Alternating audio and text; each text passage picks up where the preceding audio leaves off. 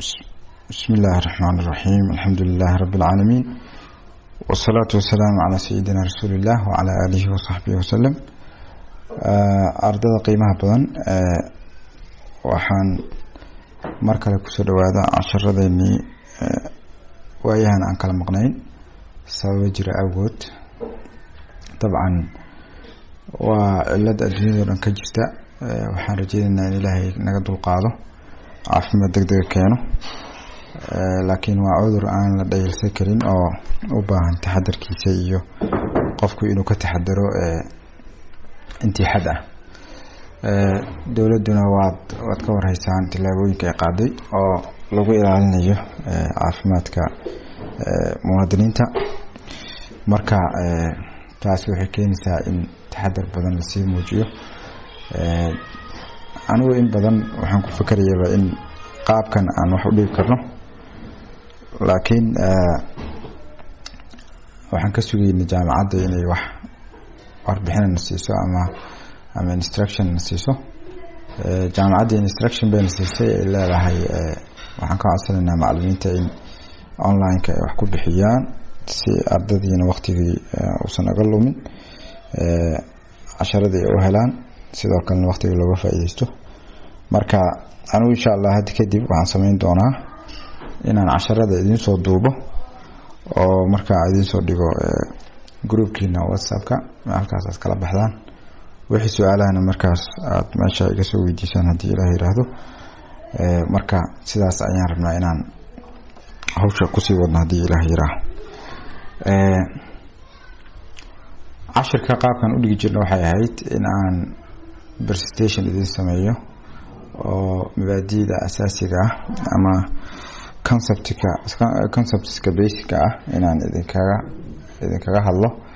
oo idin sharaxo, kadibna aan idinku hadlayo inaad akhrisaan qoraalka aan soo diyaariyay. Waxaa jiray cabasho ardayda qaar ay soo gaarsiiyeen oo ku aadan inaynan aad u fahmaynin Englishka. Dabcan Englishka meesha ku qorani waa maaha luqadii caadiga ah lagu sheekaysanay maaha, waa luqad lagu talagalayo in cilmi lagu gudbiyo. Marka kind of waa ka adag tahay luqada caadiga ah ee lagu sheekaysto. Anyway, waxaan isku dayi doonaa in aan dulmar ku sameyno ama hal mar aan akhrino markii aan sharaxaad guud aan dhameeyno insha Allah. Had kadib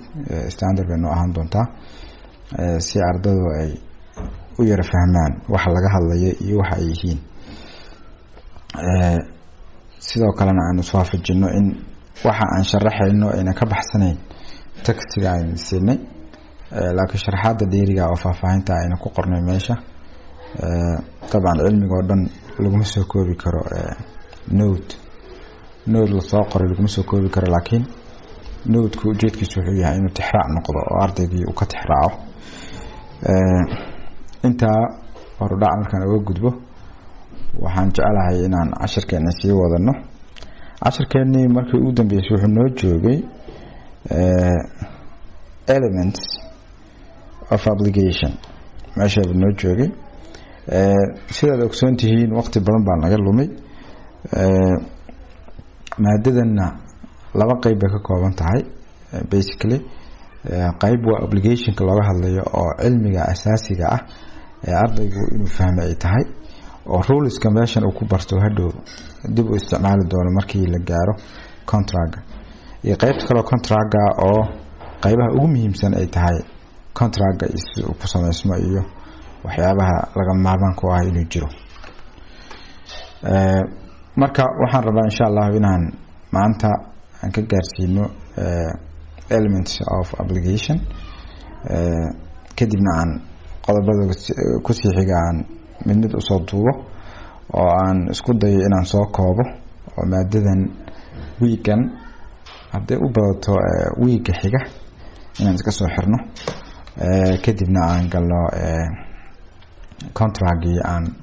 aan hore u sii galno on meeshii basic ahayd oo maadada magaceedii ahaa inay tahay contract law. marka insha Allah meeshaas aan ka sii amqaadi doonaa. Bismillahirrahmanirrahim. Elements of obligation. Element halkan waxaa loola jeedaa element sidaad ogsoon tihiin cilmi kasta markii la joogo macno gaar ah buu yeelan karaa. Chemistry markii la joogo macno gaar ah buu leeyahay. Markii la joogo criminal law-ga macno kale buu leeyahay. Halkan markii la joogo macnihiisu wuxuu yahay waa qayb muhiim ah oo ka tirsan wax isla socda buu ka tirsan yahay. qayb kamid ah wax isla socda buu ka tirsan yahay. qaybtaasina waa lagama maarmaan oo waxaasi ma jiri karayaan haddii elementigu uu maqan yahay. marka elementigu waxaan u jeednaa waa something kind of one part of a whole, yani hal qayb oo kamid ah wax isla wada socda oo hal unit isku ah by element laga wadaa. marka elements of any subject waxa la yiraahdaa waa mabaadiida waxaas ay ku dhisan yihiin si guud marka loo isticmaalo ereyga element. marka halkan waxaan la jeednaa element markaan yiraahdo ujeedku wuxuu yahay in loola jeedo qofkani ama shaygani wuxuu asaasi u yahay in shaygaasi uu jiro. haddii la waayo ma jiro way macnaheedu. marka elementiska xaggan ugu qoran ee obligationka uu ka kooban yahay waa parties, waa prestation, waa juridical tie iyo sidoo kale iyo waxaa kamid ah legitimate cause. afarta baa inoo qoran. marka afarta mid kamid ah haddii uuna jirin obligationkii ma dhamaystirna. mid walbana si gaar ah baan uga hadli doonaa oo faahfaahin doonaa haddii Ilaahay raaxo. marka ugu horeeya obligation qeexitaankiisii waan soo marnay oo waa juridical necessity to give, to do or not to do. halkan waxaan rabnaa inaan ka sheekeyno xiriirka xeerku leeyahay waa khasab dadku ka dhaxeeyo waxa ay siinayaan waxa ay yihiin xiriirkii inuu si sax u jiray in kale iyo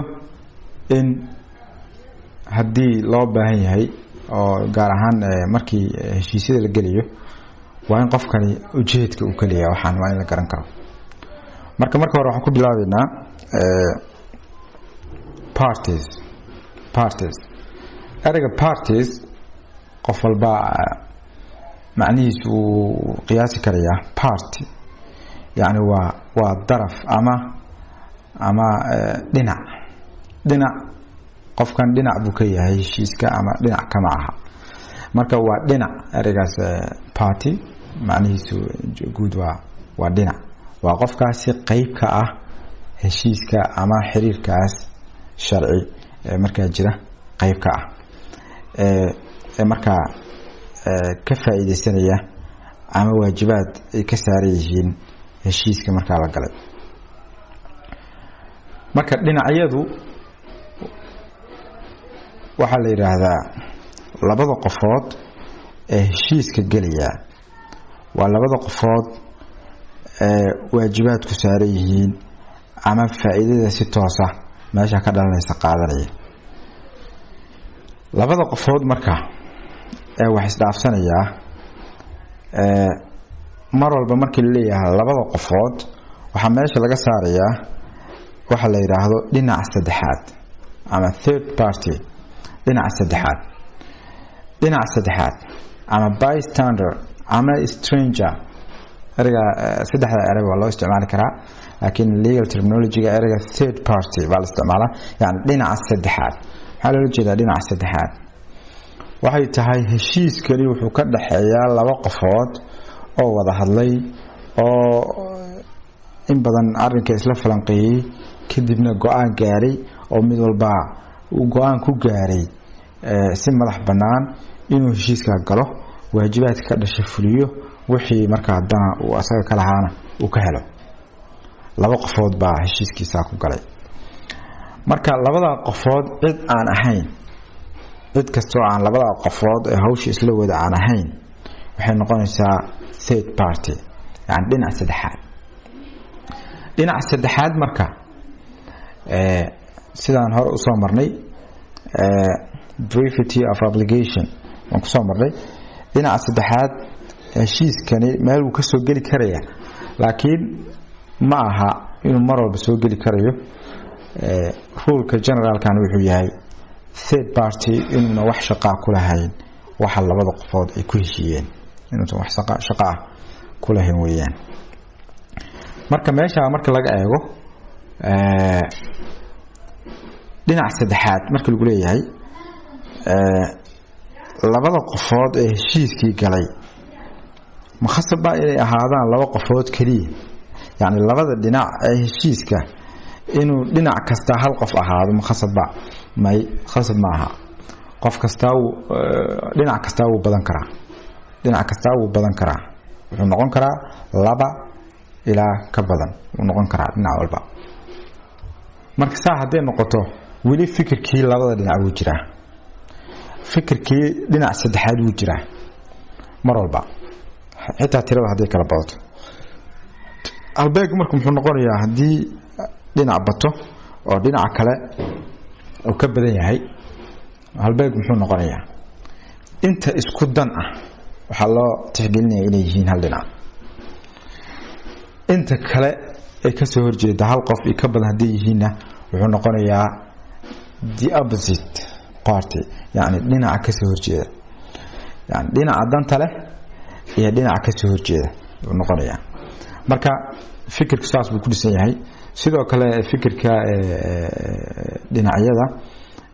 sidoo kale xitaa hadii uu yahay obligationka waxa u dhaxeeya waajib haduu saaray hal dhinac kaliya xitaa uu shaqeynaya oo unilateral haduu yahay uu shaqeynaya oo qofka waxa saaray qof kale uu siinaya wixii oo marka waajibaad gaar ah saarnaan laakiin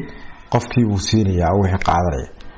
marka waa dhinac qofka kale qaadanayna waa dhinac sidaas buu dhinac ku yahay marka isleeyahay fikirkani ku saabsan marka dhinacyada waa fikir very basic ah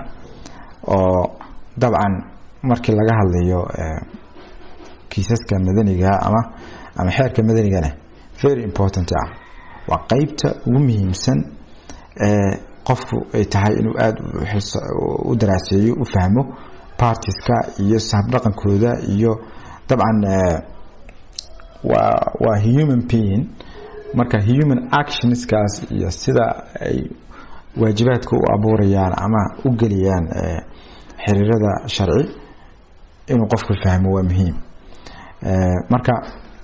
kuma sii dheeraanayno iyadoo faahfaahsan qaybaha qaar oo parties-ka iyo waxyaabaha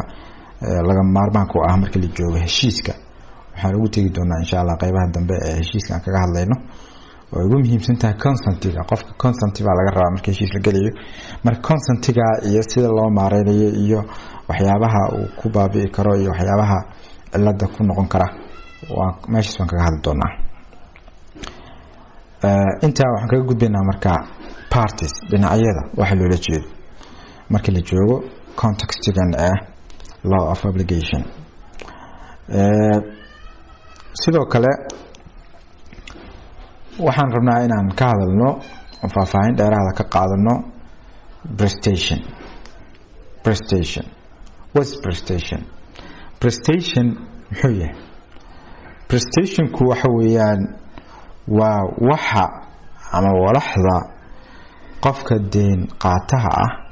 ama qofka deenta lagu leeyahay ama qofka la yiraahdo debtorka ama obligorka ay waajib ku tahay inuu keeno inuu siiyo qofkii kale ama actionka ay tahay inuu sameeyo ama uu ka istaago waaba inta obligationka inta buu ahaa obligationku wuxuu ahaa to give, to do or not to do. So prestationka wuxuu noqon karaa object aad deliver garanaysid wuxuu noqon karaa act aad perform garanaysid ama wuxuu noqon karaa act aad ka istaagaysid intaas uu noqon karaa prestationka marka prestation macnihiisu wuxuu yahay wuxuu u dhigmaa ereyga the object and prestation way isu dhigmaan marka prestationka waa waxaasi qofka laga rabo inuu qofka kala siiyo ama ay tahay hawshii laga rabo inuu qabto ama hawshii laga rabo inuu ka istaago that's the prestation kaas baa la yiraahdaa marka prestationku wax walba prestation ma noqon karayaan waxyaabaha qaar lama ogola inay prestation noqdaan oo waxay ku xiran yihiin in qofkii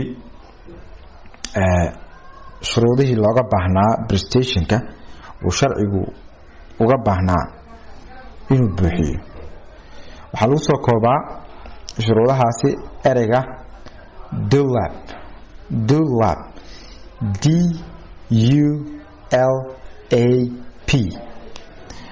waa erey soo kooban DULAP oo macnaheedu yahay D waxay u taagan tahay determinate U waxay u taagan tahay useful L waxay u taagan tahay lawful A waxay u taagan tahay accessible in money or money's worth bay u taagan tahay A P waxay u taagan tahay possible waxaa laga rabaa marka shayga aad ku gelayso applicationka inuu yahay wax determinate ah macnaheedu waxay tahay shaygani waa inuu yahay shay la garan karo shay aad tilmaamihiisii garanayso inuu yahay oo ma noqon karo waxaan la garanayn haddii uu dhul yahay dhul baan ka iibinayaa waa inaad dhulkii astaamihiisii sheegtaa oo tiraahdaa dhulka ku yaala xaafada lootada xagga waxa ka jira guriga xagga waxa ka jira guriga xagga waxa ka jira guriga waa inuu yahay waa inuu determinate yahay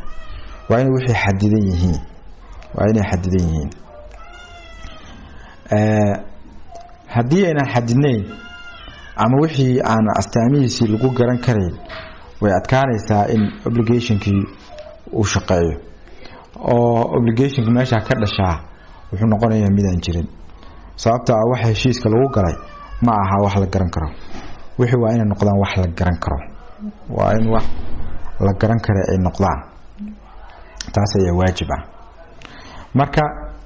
waxa waa inay yihiin determinate yani particularly designated or physically segregated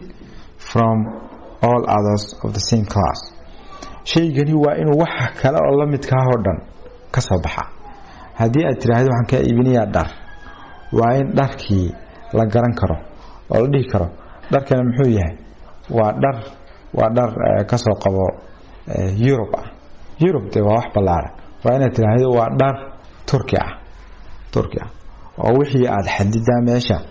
uu ka imanayo si tayada qofku uu garan karayo marka in general waxa loo baahan yahay waxani inay yihiin wax la tilmaami karo oo tilmaanta lagu garan karo ama ay yihiin wax physically yani banaanka yaala oo la garanayo waa kan this is waxa aan ka iibinayo moogta oo si gaar u baxsan yihiin marka determinate inuu yahay waa waxa ugu muhiimsan prestationkaagu waa inuu determinate yahay oo xitaa haddii uu yahay shaqo la qabanayo shaqadii waa inay cayiman tahay oo ma noqon karto shaqadu just like that hawl baan ku qabanayaa maxaad ii qabanaysaa yani ka soo qabo waxa heshiis galaya lawyer iyo qof client ah heshiiska ay galayaan waa inay ku caddahay lawyerku wuxuu qabanayo 1 2 3 maxaad ii qabanaysaa waxaan kugu matalayaa doodihii waxaan ku diyaarinayaa dokumentiyadii waxaan ka shaqeynayaa inta waa inuu sheegaa si hadhow markii hawshii ay dhamaato la garan karo hawshaadii waqtiga ku egtay يعني qofkani hawshiisii waa gutay la dhihi karo maogta hadii kale obligation sax ah meesha kama jiro oo ay adkaanaysaa sidoo kale waxa la doonayaa wixii inay noqdaan useful wax tar leh inay yihiin oo sidee wax tarka waxa loo jeedaa waxaani wax tar ma yeelan karayaan hadii ayna kamid ahayn wax laga ganacsado wixii waa inay noqdaan within the commerce of man waa wax aadanuhu ka ganacsadaan yihiin waa inay ka baxsaneen ganacsiga aadanaha tusaale ahaan yani waxa presentationka laga dhigayo waa inaysan ahayn wax public property oo kale lama ogola in la iibiyo in qof la siiyo lama ogola marka public property qofka kaama iibin karo isaga ma laha si kaaga iibinaya waxan waxa laga ganacsanaya ma marka kaama iibin karayo waxa la mid ah waxyaabaha waqafka aan yiraahdo diinta islaamku qabto dunida muslimka looga dhaqmo endowmentiga waqfiga shayga waqfiga lama ogola in la isticmaalo oo yani qofkii uu iibiyo ama si kale u dispose karay lama ogola waxyaabaha aan ganacsiga gelin inuu qofka ka iibiyo sida yani haduu ka iibiyo hawada hawadan waa dadku wada leeyihiin wax laga ganacsado ma hawo kaama iibin karayo qofkii kaama iibin karayo wabiga waa la wada leeyahay kaama iibin karayo kaliya wuxuu ka iibin karayaa hadii waxa si dadka ka wada dhaxeeya oo ganacsiga ku jirin hadii uu si gaar ah intuu uga shaqeeyo waqti iyo juhdi ka galo oo wax asaga u gaar ah u yeelan kara ay ka soo baxaan waxaas oo meeshaas ku yeeshay marka uu ka iibin karayaa laakiin in general waxa la wada leeyahay qof kale kaama iibin karayo wadadii inaad marto kaama iibin karayo laakiin wadadii la wada leeyahay Soomaa kaama iibin karayo iyadana marka waxaan useful inuu yahay oo de ganacsiga ku jiro oo wax laga ganacsanayo waa inuu yahay oo ganacsiga qayb ka sidoo kale waxa la doonayaa waxaan inay yihiin lawful wax laga iibinaya waa inay yihiin wax xeerka iyo sharciga wadanka ka jira waafaqsan macnaheedu waxay tahay waa inuuna ka hor imaanaynin public order-ka iyo public morals ka iska hor imaanaynin public order-ka waxa weeyaan nidaamka kala dambeynta ee wadanka ka jira inuusan ka hor imanin waxaan oo security leh oo cadaalad leh oo leh Allahu musta'an xiriirada sharcigu aqoonsan yahay leh waxa soo dhan nidaamka bulshadaasi u dhisan tahay kala dambeynta waa in wixii ay ka hor imanin hadii ay ka hor imanayaan wixii ma noqon karayaan wax sharciga waafaqsan ma noqon karayaan sidoo kale waa inaysan ka hor imanaynin public moralska waxa loo jeedaa yani akhlaaqda bulshada marka la leeyahay akhlaaqda qofeed way ka duwan tahay qofku waxa laga yaabaa waxna inuu arko wanaag waxna uu arko xumaan inuu arko laakiin waxa jira standard guud oo dadku waxyaabaha qaar ay u arkaan xumaan waxyaabaha qaar ay u arkaan wanaag standardka way mid kala raacayo oo lagu shaqeeyo waa ka ma aha kan qofeed qofku waa isbedeli karaa oo wixii subjective ay noqonayaan laakiin objective waxa ah waxa bulshada ay u aragto in sharci darro tahay ay nidaam darro ay tahay in la sameeyo weeyaan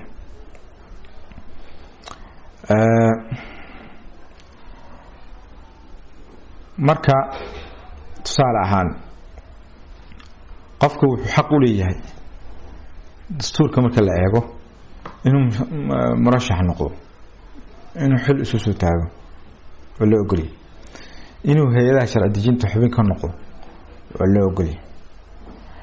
hay'adda sharci dejinta markuu ku jiro qofkii inuu cod bixin karo وحق وليه دستور كي واسيلي مواطن كان حق وليه إنه عضيه وحيابها اسمرك حقوق ضعه دستور كسي قفكه كمان كان أحسن كلام مرشح نمدي دي بان كاga degiya kharash si ma jirto kharash kuma qaadan kartid murashaxnimada inaad ka digtid warniyo waxaan kaaga baxayaa xubinimada baarlamaanka ee kharash si ma no sax ma oo maxaa dhacay oo waxayna sax u ahayn waxani wax adiga aad leedahay ma aha waxani waa xuquuq dastuurkii ku siiyay xuquuqda inaad isticmaasho inaad iska dayso baa kuu fura laakiin kama ganacsan kartid waan ogsoonahay wadankeena khaladaad badan baa jira arrimahan oo xilliga doorashooyinka iyo khaladaad badan baa dhaca sidoo kale xildhibaanku ma iibsan karo codkiisa oo arrimaha laga hadlayo mid kamid ah yaani inuu codkiisii uu kharash ku qaato ma aha codkiisa waa inuu ku bixiyo waxa uu arko danta qaranka danta ummadda ma aha inuu kharash u qaato muwaadinka ma aha codkiisa inuu ku bixiyo qof uu kharash ka qaatay oo yiraahdo kharash si annaga ku siinaya intan hadda aan sheegnay xeerku wuxuu arkaa inay yihiin sharci darro saasay tahay inagu ku dhaqanaa oo hadda markaad aragtay xilliga doorashooyinka aad baa loo isticmaalaa waana khalad aad u weyn sidoo kale qofka compromise kama geli karo personal liberty-ga yani xorriyadda qofeed ama personal security-ga qofkii kama geli karo compromise kama geli karo oo maxaa dhacay nidaam guud bay ka soo horjeedaa nidaamkii guud bay ka soo horjeedaa xeerkii wuxuu leeyahay qofkani xorriyad buu leeyahay xorriyadii miyaa laga tanaasulay qof walba xorriyadiisa haduu iibsado ka hor soo adoomo lama noqonayo dadka hore soo adoomo noqonaya nidaamkii waa naga baabacay marka lama ogola qofkii sidoo kale personal security-giisa inuu iibsado lama ogola oo xubnihiisii qofkii uu yiraahdo dhibaatada lagu sameeyo kharash ku qaato lama ogola marka waxyaabaha sharcigu xuquuqa oo qofku siiyay ma aha commodity aad ka ganacsanaysid ma aha laguma ogola xeerku waa ku siiyay laakiin aad u isticmaal kuma siinin inaad ka ganacsatid ma lagu siinin waxyaabaha ajiibka waxa kamid ah qofku waxa loo ogol yahay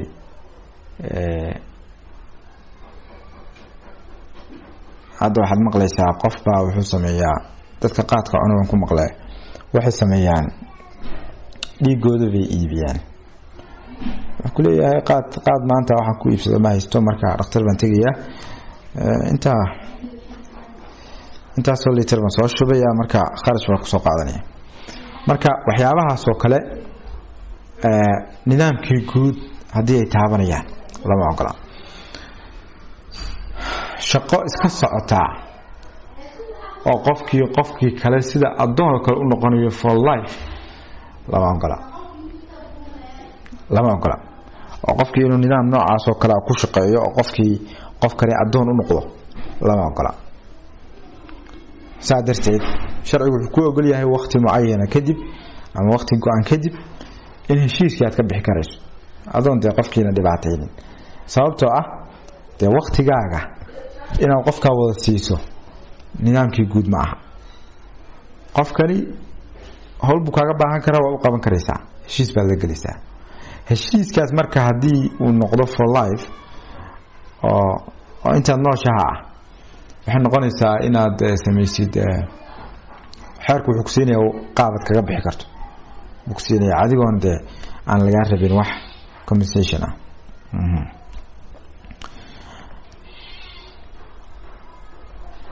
waxyaabaha tusaalooyinka ah oo nidaamka ka soo horjeeda waxa kamid ah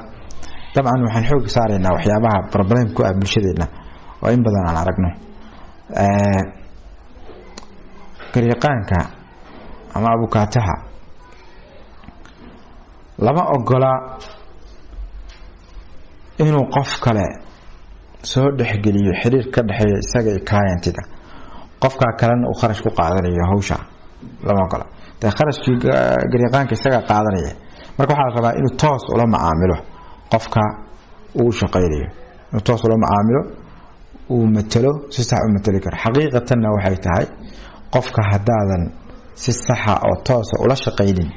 way adkaanaysaa inaad matasho dantiisa qofku waa inaad fahanto wuxuu ka hadlayo waa inaad isaga noqotid waa inaad isaga iska dhigtid haddii aadan isaga noqon danihiisa kama hadli kartid so waa sababta la yiraahdo qofka client-ga ah waa ku khasban yahay inuu de lawyerkiisa u sheego wax walba xaqiiqada ay jiraan xitaa haddii uu dambiga galay waa inuu sheego dambiga inuu galay haddii kale way adkaanaysaa in garyaqaanku uu si wanaagsan ugu doodo so meeshaasi marka xiriirkaasi ka dhaxeeya labada qof lama ogola garyaqaanku inuu soo dhaxgeliyo qof saddexaad oo kharash ka qaata meesha oo xiriiriye u noqda labada dhinac lama ogola waxyaabaha aad u dhaca wadankeena waxa kamid ah dhakhtarka wuxuu heshiis la geliyaa pharmacy gaar ah leeyahay cid walbaan u soo qoraya dawada laga helay liiskeeda ii soo gudbi anuna dadka u soo qoraya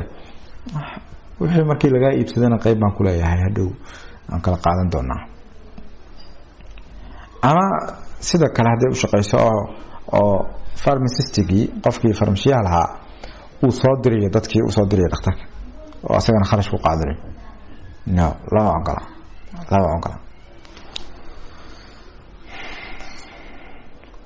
sidoo kale lama ogola nidaamka garsoorka in heshiis lagu bedelo nidaamka garsoorka awoodaha maxkamadda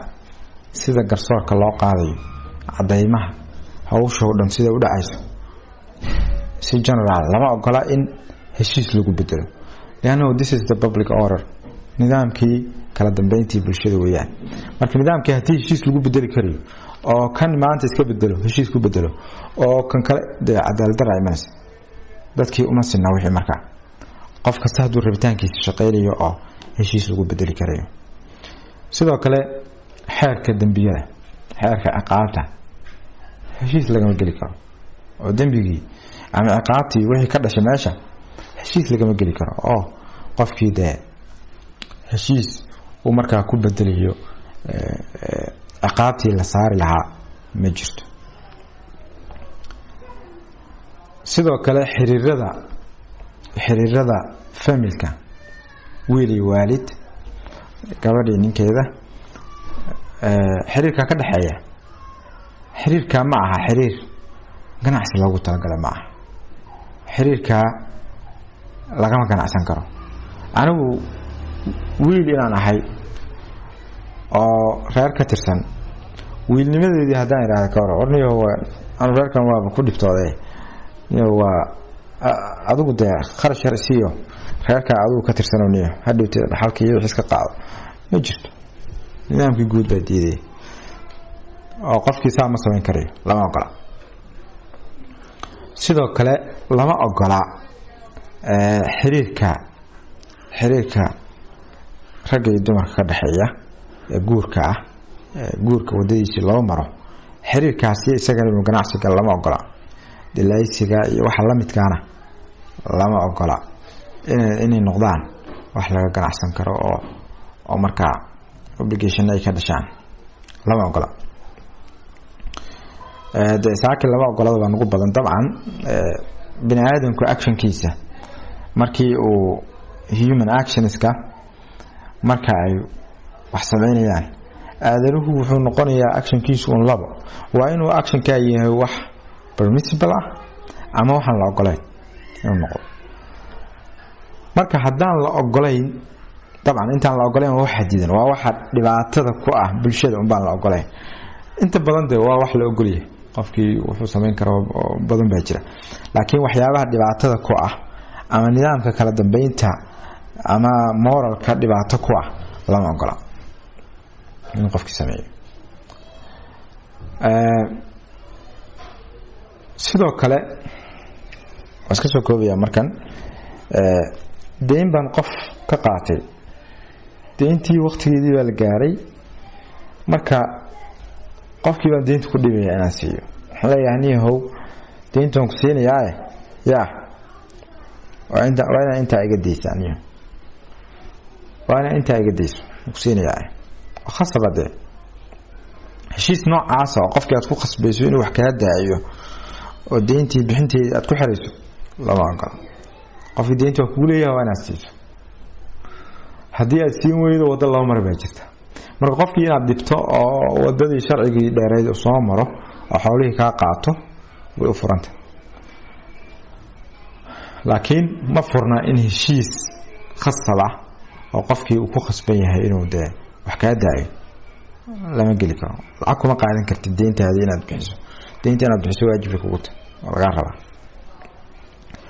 marka on ku dheeraaday qaybtan waa qaybta ugu muhiimsan ereygan marka public order-ka ah waa erey guud oo ujeedku yahay wax kasta oo khalkhal gelin kara habsami u socodka nolosha ama wada noolaanshaha bulshada lama ogola in general waa kala duwanaan karaan bulsho gaar ah waxay u aragtay inay khalkhal ku yihiin nidaamka guud ama kala dambeynta guud waxa laga yaabaa meel kale inay sharci ka yihiin ama la ogol yahay marka waa wax ummad kasta u gaara waxaan leeyahay public order-ku ma aha rule caalamka dhan ka siman yahay ummad walba waa u gaar sidoo kale public moralist-ka ayadana sidoo kale waa lagu kala duwan yahay oo ummad walba standardka lagu shaqeeyo societal standardska waa kala duwan yihiin wax loo arkayo ummadan inay yihiin khalad baa waxa dhici karta ummadda kale inay u aragto inay yihiin wax caadi ah marka intaa baan kusoo koobayaa qaybtan wixii inay lawful yihiin macnaheedu waxay tahay is not against the public order and is not against the public morals eragii baa marka furfurayna ahaa dulab determinate useful lawful intaa waan ka sheekeynay accessible in money or money's worth meeshan waxaani inay yihiin wax lacag lagu qiimeyn karo ama qiimo lacageed leh ugu dambeyntii waxaani waxa weeyaan oo ka hadlaynaa private law oo ka hadlaya ama aan ka hadlayno contract law waa economic dealings waxaan ka hadlayno waa economic dealings waxaani waa in qaab lacaga waa in qaab la lacageyn karo ama lacag number ahaan loo sheegi karo oo wixii deyntan la saga bixin karo adiguna wax ku iibsan karto waa inay wixii yihiin oo wixii xuquuq hantiyeed waa inay yihiin wixii waa inay xuquuq hantiyeed yihiin marka tan marka waxay la socotaa qaybta ahayd waxaan inay useful yihiin ama within the commerce of man inay yihiin bay la socotaa marka waa in waxaan lacag uu ku qiimeynsan yahay ama lagu qiimeyn karo lacag uu yahay ama lacag lagu qiimeyn karo marka waxyaabihii aan ka hadlayno oo familiga xiriirkii familiga iyo waxyaabihii kale aan la ogolayn oo hadda aan ka sheekeynayno kale oo prestationka aan noqon kareynin oo sharcigu san ogolayn dhammaantood waxaa la dhihi karaa are not accessible in money or money's worth lacag ama lacag wax u dhigma laguma qiimeyn karo sababtoo ah xeerkiiba diidayda waxaani heshiis lagama geli karo wax lacag la lacageyn kara maaha marka saa darteed obligationka waxa uu ka dhacayo waa inay yihiin wax ku qiimeysan lacag ama lacag wax u dhigma ama lacag wax noqon karaya sidoo kale waxaa loo baahan yahay obligationka waxa lagu galayo inay yihiin possible waxaan suuragal waa inay yihiin macnaheedu ma aha inay hadda yaalaan waxa mustaqbalka la helaya xitaa hadday yihiin waa lagu geli karaya dhibaato ma laha waxa mustaqbalka la helaya xitaa hadday yihiin waa lagu geli kariyaa marka waxani waa inay actual existing ama achievable in the future labaduba waa lagu geli kariyaa waxani waa inay suuragal yihiin oo la helayo yani waxa la diidayaa waxani inay impossible noqdaan yani waxa la sameyn karin ganacsi laguma geliyo ama laguma geliyo application tusaale ahaan guri baad iibinaysaa laakiin guriga hadda ma dhisna waa la dhisayaa naqshadii baa taala guriga naqshadaysan baan ka iibinaya that's fine waa laga iibinaya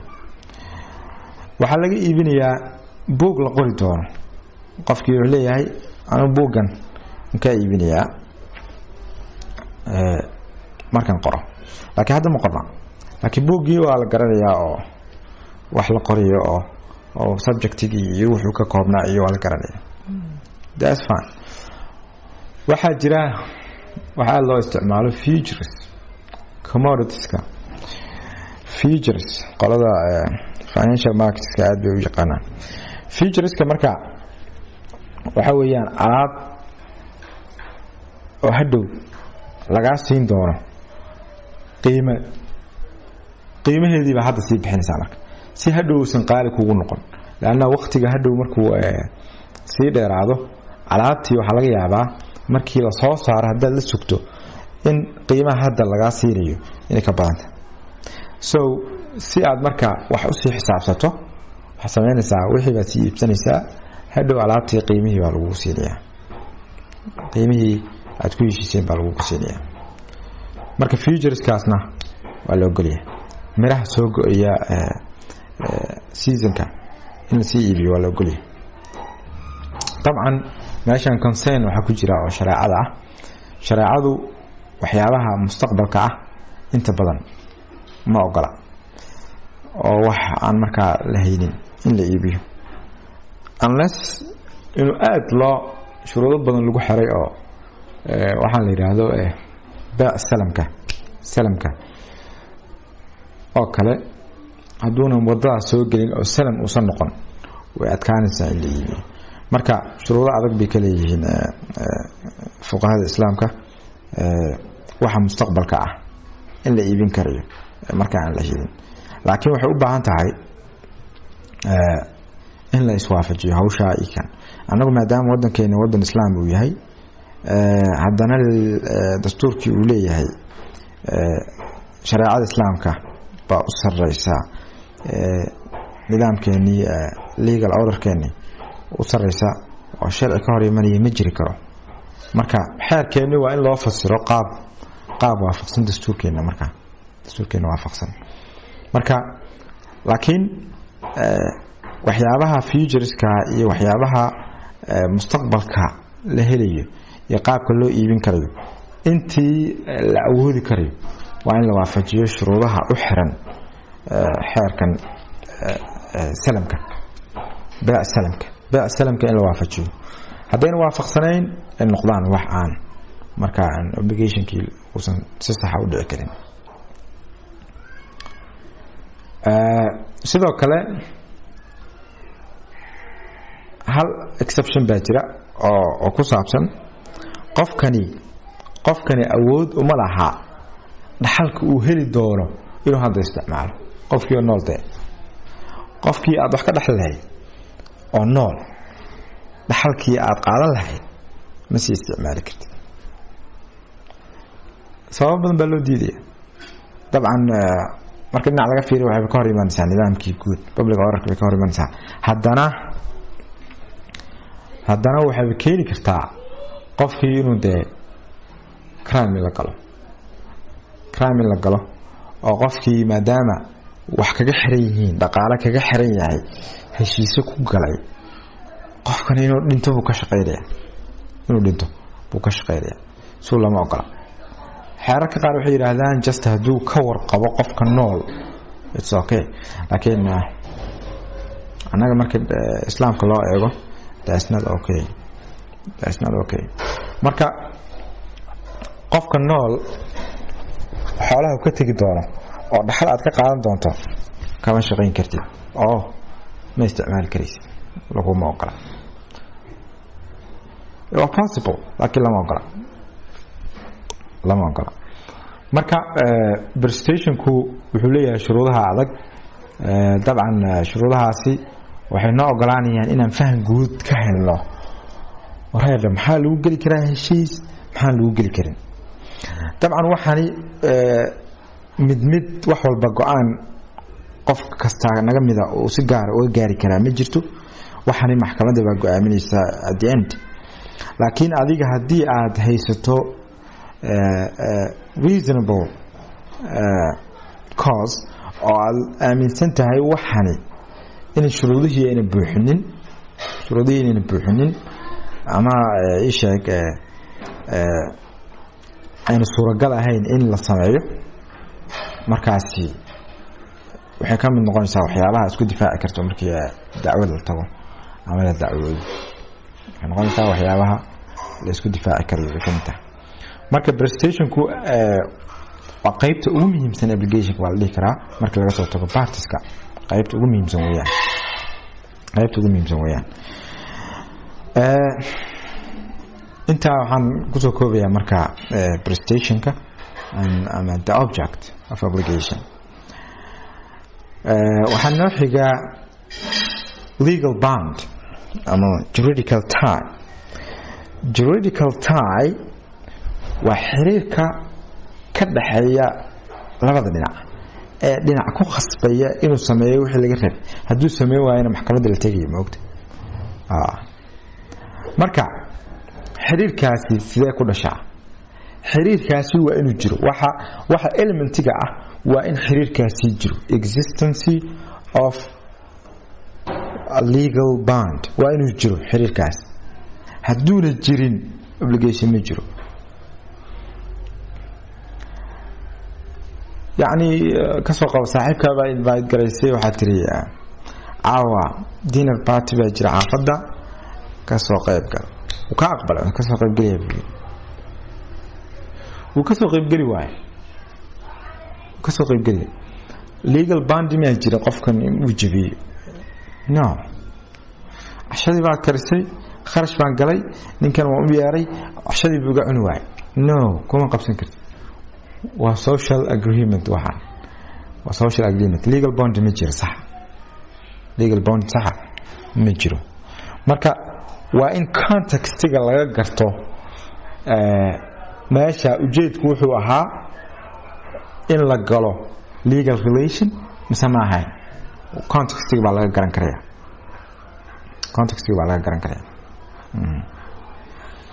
marka inuu qofkii cuntadii kaa cuni waayo يعني wax obligation oo meesha ka dhalaya ma jiraan sidoo kale hotelka marka degan tahay hotelka hadii cuntada iyo deegaankii la isku qiimeeyo oo kharashka la bixinayo hal mar lagu sheego la yiraahdo waa intaas weeyaan hotelka oo cuntadiina ay ku jirto dabcan cuntadii qoonda bay leedahay Soomaa qoonda bay leedahay cuntada adiga ka galanta hadii aad cuni weydo hotelkii lacagta kuma dhaafay waa ka qaadanay cuntada daada cuni waay waana cunto baahan laakiin hotelku waa qaaday dabcan marka mar walba waxa saameynaya legal bond ma jira mise ma jiro waxa saameynaya contextiga marka lagu jiro baa saameynaya insha Allah iyadoo aad u faahfaahsan waa markaan tagno heshiisyada baan aad uga sii hadli doonaa legitimate cause waa inuu jiro sabab xeerku ogol yahay oo qofkan waxaan u sameeyo why are you doing it waxaan maxaa u sameynaysaa guri baan iibsanay maxaad u iibsanaysaa ganacsi baa ka dhiganaysaa that's okay lawful waa waxaan ka dhiganayaa guri dhilaysi no sharciga ma ogola ma garat why are you doing it maxaa u sameynaysaa waxaan that's the purpose ujeedada laga leeyahay marka elementigan waa elementi subjective waa subjective element waxaan laga eegaa contractska kaliya loo eegaa obligationada kala ma galo obligationka markuu yahay legal issue obligationka ka dhasha xeerka sida waajibka canshuurta la bixiyo kala meelahaas oo kale lagama eego legitimate cause because xiriirka ka dhaxeeya adiga dawladda sharciga uu ku dhisan yahay marka hore sharciga ku dhisan yahay tan kale rabitaanka qofeed meesha ma shaqeeyaba meeshan legitimate cause waxa laga eegayaa markuu yahay conventional obligation sababtoo ah meeshan waxa shaqeynaya rabitaanka qofka rabitaankii baa marka waxa la rabaa in la xadido uusan qofka rabitaankiisa u la aadin wax aan sharciga ogolayn why are you doing it waxa ayagoo fiican oo prestation ahaan noqon kara oo shuruudii prestationka laga helay yaa haddana waxa laga yaabaa because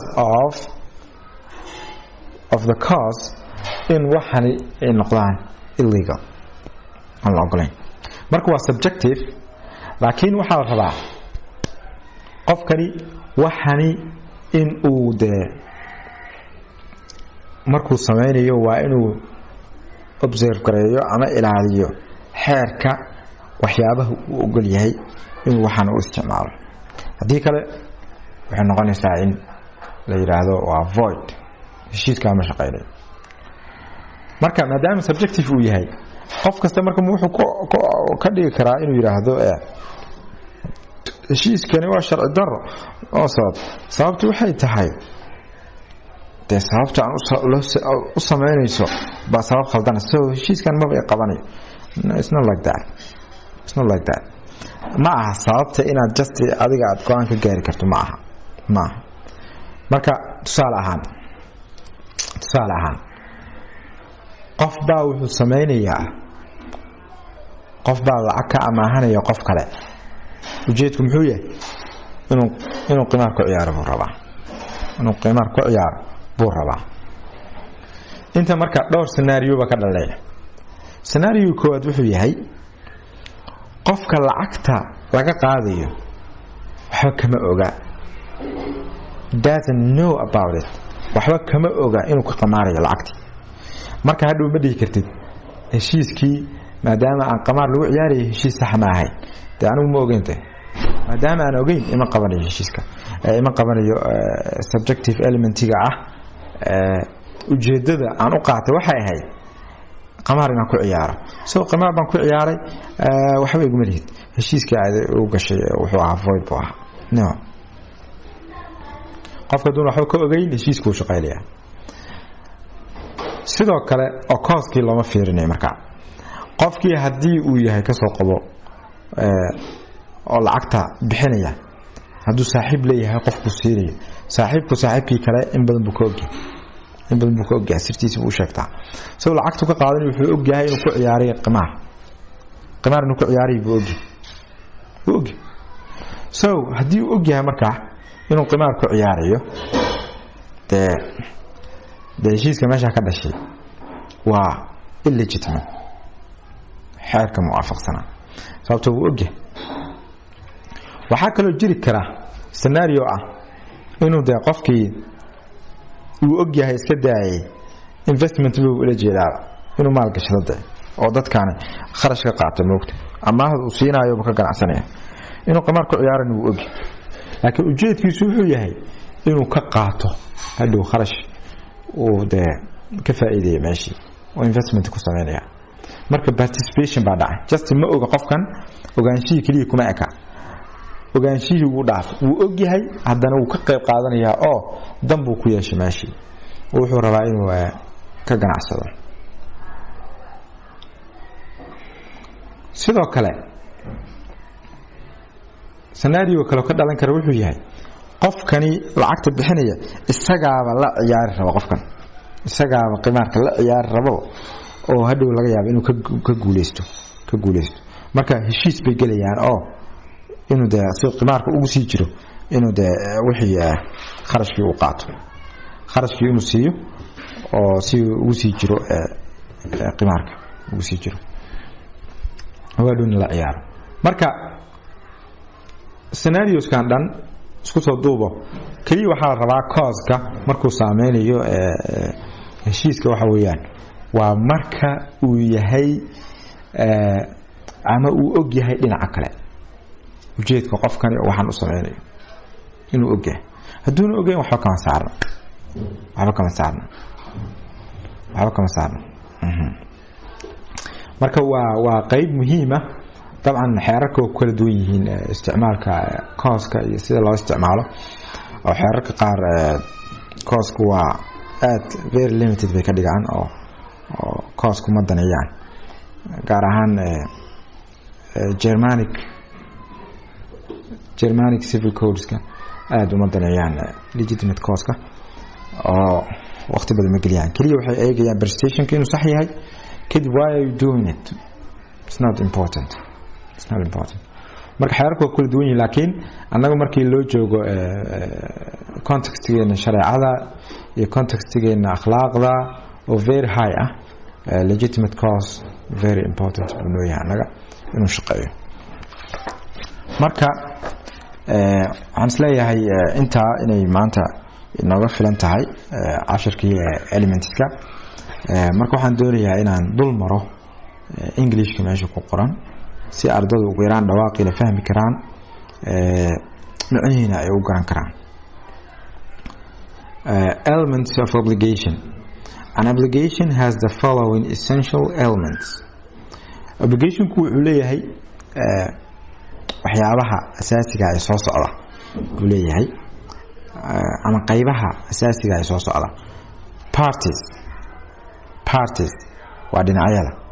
the actors involved in an obligation yani dadka qaybta ka ah obligationka oo laba u kala baxaya waa creditor obligee qofka deynta laga qabo ama waajibka laga qabo the one who demands the fulfillment of an obligation qofka dalbanaya in loo fuliyo waajibkii debtor or obligor oo dhinaca kala ah waa the one who has the duty to fulfill an obligation qofka la rabo inuu fuliyo obligationka oo waajib ku tahay baa asagana la yiraahdaa waa labada dhinac prestation maxaa la yiraahdaa waa the conduct to be performed by the obligor for the obligee waa waxa ama falka la rabo inuu u sameeyo qofka wax lagu leeyahay qofka wax ku leh uu sameeyo يعني هدي alaab uu siinay alaabti siiyo hadii wax uu qabanayo wixii uu qabta hadii ay tahay yani saddexdii uu ahaa obligationka mid walba wixii ahayd inuu sameeyo baa laga rabaa juridical tie or legal bond the relation waa xiriirka that binds the parties to an obligation waa xiriirka labada qofood ku xiraya xiriirkii waajibka la kala qaatay legitimate cause in conventional obligations يعني واجباتك heshiiska ku dhisan conventional heshiiska ku dhisan waxa laga rabaa oo element dheeraad ku noqonaya legitimate cause the purpose ujeedka waxa laga leeyahay why are you doing it a party is someone who takes part or participates in an agreement or other legal relationship party marka dhinac waa qofka ka qayb qaata يعني takes part or participates labadaas eray waa isku macno in an obligation or other legal relationship ama xiriir kale oo heshiis aan ahayn ka qayb qaadanaya oo dabcan heshiis obligation heshiis kaliya kuma yimaado xeerku ku iman kara xeerka markuu ku yimaado macnaha marka muwaadinka iyo dawladda waa laba dhinac third party or bystander or stranger is someone outside the agreement or the relationship waa qof ka baxsan xiriirkii ama heshiiskii it's called a third party dhinac saddexaad baa lagu magacaabaa because normally there are two first parties waxaa jira laba dhinac oo ka horeeyay so he is third asaga kii saddexaad ah with respect to this marka loo eego wixii ka horeeyay but the idea of third party does not change isma bedelayso fikirka ah dhinac saddexaad even if there are more than two parties to the agreement hadii dhinacyadu laba ka badan yihiin xitaa isma bedelayso waka or indeed there's no agreement hausan jirin ba heshiis dhanba usan jirin but merely a unilateral declaration such as a will or promise to pay yani meeshan dardaaran baa jira ama waxaa jira ballanqaad la sameynayo marka on qofkii inuu lacag siiyo qofkii kale u ballan qaaday marka waajib ku noqonaya marka inuu wixii bixiyo marka neither should Neither should it be supposed that the concept of parties necessarily equates to the number of persons who participate in an agreement. Marka sidoo kale khasab ma aha in dhinacyo marka la yiraahdo khasab ay tahay tirada dadka heshiiska wada galaya inay wada egyihiin yani labo hal saddex no waa kala badan karaan. It's okay. For example, A, B and C jointly purchase a house from D. A iyo B iyo C baa si wada jira waxay ka iibsanayaan guri D bay ka iibsanayaan. There are still two parties in the contract for sale. Heshiiskan wax kala iibsiga laba qofood baa ku jira. On the one hand, A, B and C. يعني laba dhinac baa jira oo dhinac waxa ah A, B, C. On the other hand, waxaa jooga D. Marka the concept of party therefore relates to the person or persons who in respect of the dealing form a single locus of interest. Dadkan isku danta ah hal dan kuwa socda hal dhinac bay marayaan. A iyo B iyo C in the sale of the house are such a locus. Ayaga marka waxay yihiin halka dhinac oo danaha ah. Their interests contrast with these. يعني danahoodu waxay ka soo horjeedaan danaha D. In this sale, D by reason of having contrasting interests to A, B and C is known as the opposite party. dhinaca ka soo horjeeda baa D loo yaqaan marka maadaama uu leeyahay dana ka soo horjeeda danahoodii uu leeyahay. For example, under a contract of sale, heshiis iibin, D agreed to deliver a book to C for $20. يعني D wuxuu heshiis ku galay inuu book ku wareejiyo ama ka iibiyo C $20 ka qaato. C is the creditor. C $20 buu bixiyay book buu rabaa waa creditor waa qofka deynta laga qabo. D is the debtor waa qofka deynta qabo bookii baa laga rabaa inuu keeno. The delivery of the book is the prestation kii ama wixii uu ku dhisnaa waajibka waa buugi in la keeno oo qofkii buugi siiyo. The contract of sale is the juridical tie that binds D and C. Heshiiska wax kala iibsiga waa xiriirka sharci marka isku xireeya D iyo C. yani isaga baa evidence u ah inuu jiro legal bond. isaga baa evidence u ah weeyaan. Suppose D had already delivered the book but C has not yet paid for it. haddii D marka bookii hore u bixiyay ka soo qaad D bookii buu hore u keenay laakiin C baa lacagtii weli bixinin. In this case, D becomes the creditor. D marka wuxuu noqonayaa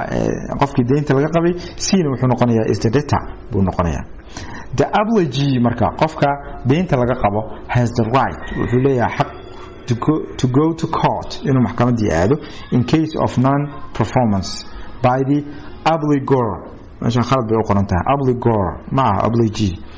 haddii uu shaqadii qaban waayo obligorka obligeegu xaq u leeyahay inuu maxkamad tago.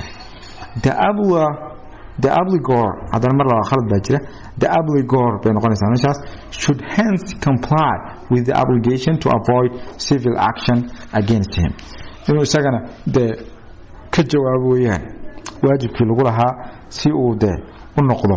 qof waajibkii lagu lahaa ka soo baxay oo marka aan isaga ilaaliyin maxkamadii laga dacweeyo. marka maanta intaan cashar ku soo koobaya waxaan rajeynayaa in qaabkani ay noqon doono qaabkan ku wada shaqeyn doono waqtiyada soo socda sidoo kalena isahlanaan doonto insha Allah inaad fahantaan waxaan ka hadlay. wixii su'aalo ah waxaan jeclaan doonaa insha Allah inaan WhatsApp groupka oo anaga noo gaar intaan samaysano aan isugu dirno WhatsAppka su'aalaha meesha iga soo weydiisaan insha Allah. Assalamu alaykum wa rahmatullahi wa barakatuh.